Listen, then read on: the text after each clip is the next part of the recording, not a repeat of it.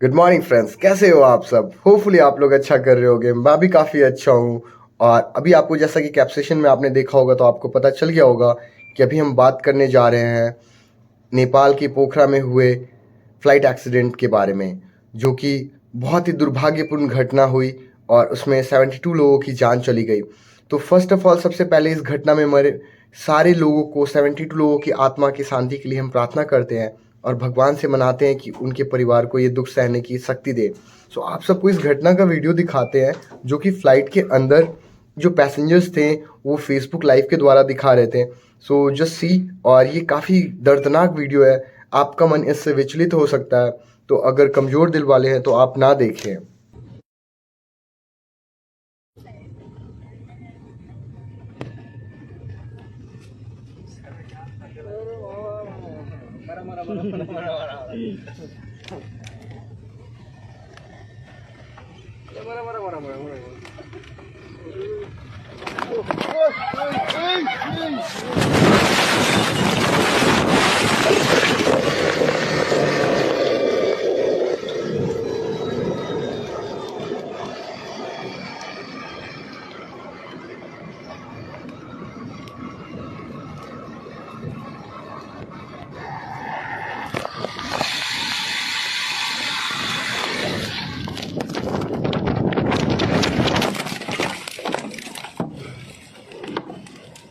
तो सबसे पहले हम बात करना चाहेंगे यहाँ पर कि ये एक्सीडेंट हुआ क्यों।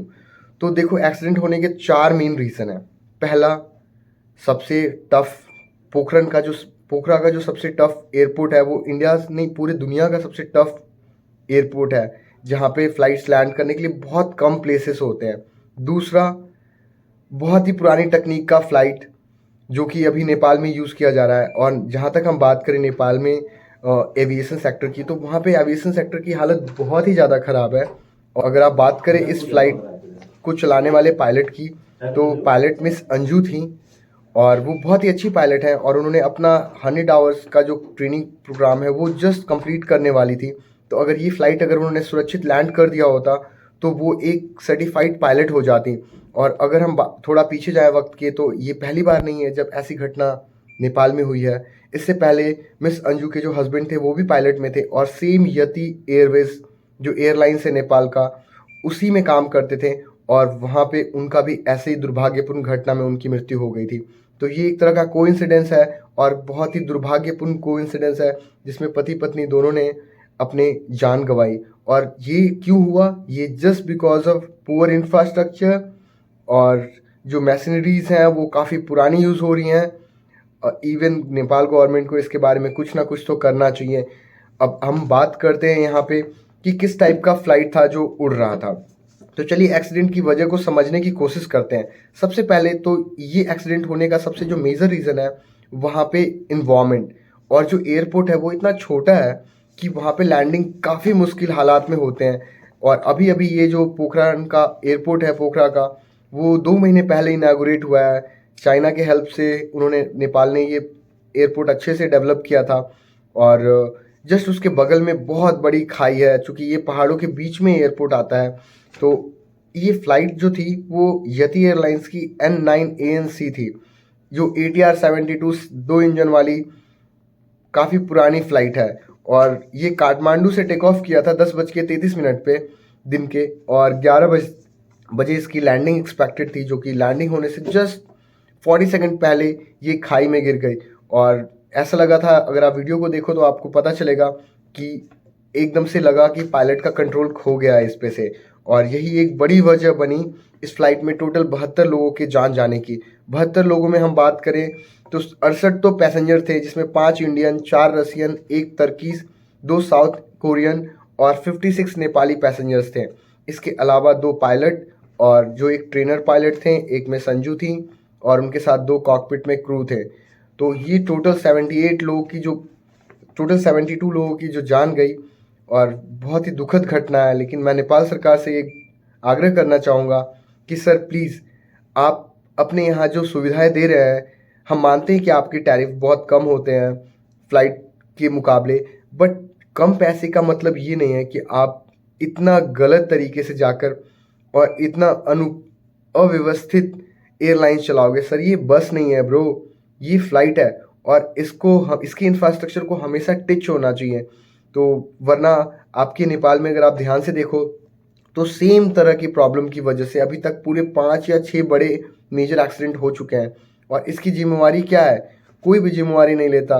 आई थिंक यति एयरलाइंस को तो क्लोज कर देना चाहिए, बिकॉज उनके जितने भी, मैं कह रहा हूँ जितने भी उनके एयरपोर्ट, जितने भी फ्लाइट हैं वो सब बहुत ही पुराने हैं। उनका पूरा इंफ्रास्ट्रक्चर पुराना है, अनट्रेन्ड स्टाफ जिनकी ट्रेनिंग पूरी नहीं हो रखी है, and they are just regularly travelling flying the flight.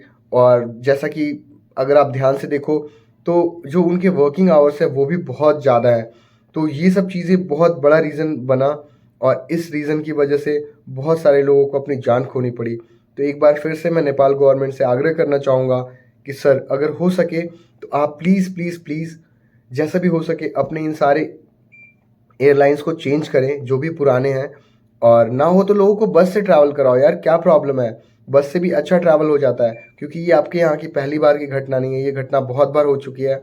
तो मेरे हिसाब से तो ये बहुत गलत है और उन सभी मरने वालों के परिवार वालों को भगवान हिम्मत दे इन दुख को सहने की, क्योंकि बहुत सारे जवान लोग चले गए और बहुत सारे ऐसे लोग जिनके घर में खुशियाँ उल्लास का माहौल था, जस्ट बिकॉज वो घूमने आए हुए थे नेपाल और उनको अपने जान से हाथ धोना पड़ा।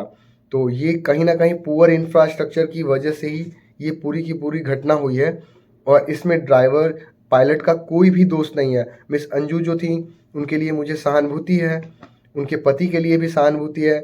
अपने पति को खोने के बाद वो अकेले ही अपने परिवार को संभाल रही थी और उन्होंने बहुत अच्छे तरीके से अपनी चीज़ों को मैनेज करके रखा था, लेकिन दुर्भाग्य से एक बार फिर उन्हें सेम घटना से दो चार होना पड़ा और दुर्भाग्यवश उन्हें अपनी जान गंवानी पड़ी।